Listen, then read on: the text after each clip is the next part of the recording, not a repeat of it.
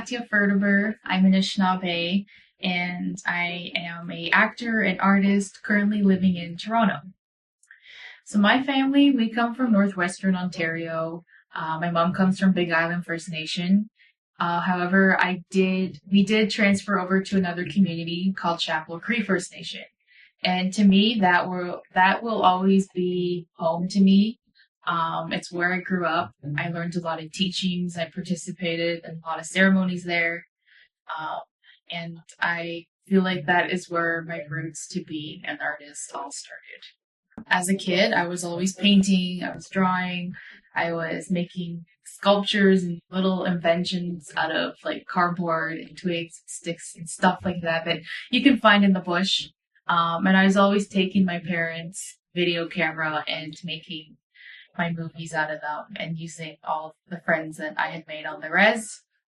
And and I feel like that is where my passion for storytelling came. And after that, when high school came along, I joined drama, and that is where I knew that I had to continue and keep exploring acting and storytelling. It has brought me to here. Post college, I ended up working or getting work with an agent, and since then, like, I have been working a day job, auditioning, and also pursuing my visual artistic ambitions.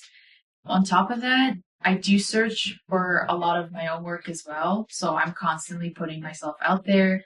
I've worked on some short films with people that I have connected with along the way.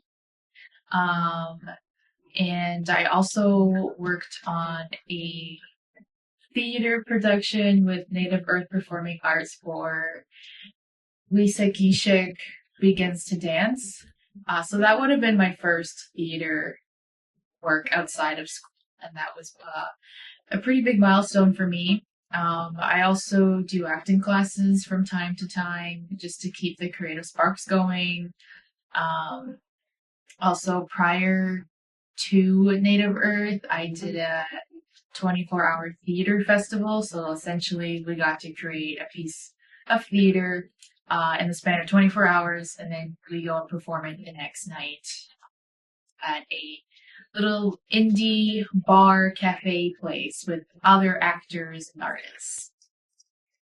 So in my visual artistic ambitions, in September of 2023, I was lucky for the opportunity to showcase my artwork for Nuit Blanche, which is a art festival in Toronto, and it goes from 7 p.m. to 7 a.m.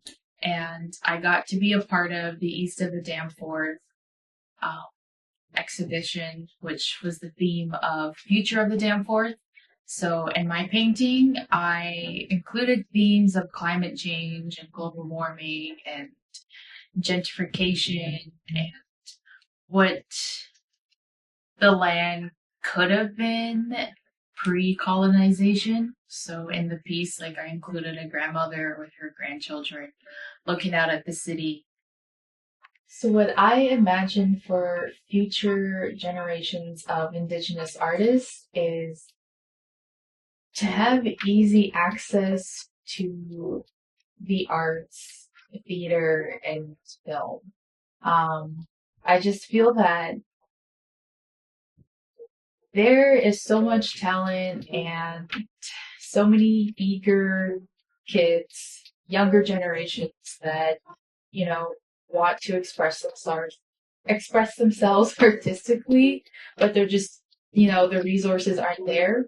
And so I would like to see that more in the future with, I guess, more, easy access. And I want to be able to see youth make bold choices and to believe in themselves, as well as understand that they belong in these creative spaces just as much as anybody else does. And, in my way of giving back, I would like to help provide those stepping stones for them. I want to be able to help them attain their goals and their dreams and ambitions, in the way that I wish somebody had been able to have done for me. Um, and I want to be able to feed those creative instincts that most children have, that a lot of children have. We're born with it, and we should be supporting and encouraging them to take those choices and to push them to do so.